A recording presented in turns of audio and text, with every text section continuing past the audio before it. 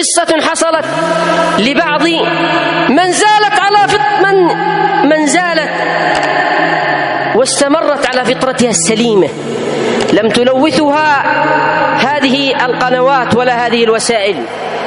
كان هناك مخيم طبي لمعالجة العيون، فجاء رجل مسن مع امرأته المسنة، فلما اقترب من الطبيب إذا بالمرأة المسنة ترتجف وتبكي، فسألها الطبيب، سأل زوجها، قال زوجها: إنها لم تنم الليلة لأني معها في إقناع لها أن تكشف وجهها وعن عينيها لك، فأبت وأصرت حتى أقسمت لها بالله أنها ضرورة، فهي الآن خائفة.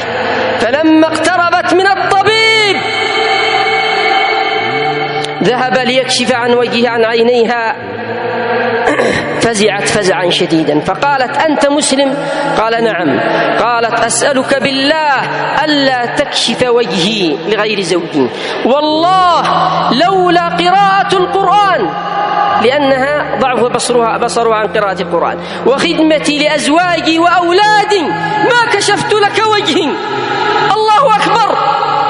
بهذه الأمثلة نعتز ونرفع رؤوسنا، لا بالكاسيات العاريات، لا بالماجنات الفاتنات، لا بالمختلطات والمزاحمات للرجال، لا بمن قل حياؤها في لبسها، لا بما يحصل في أماكن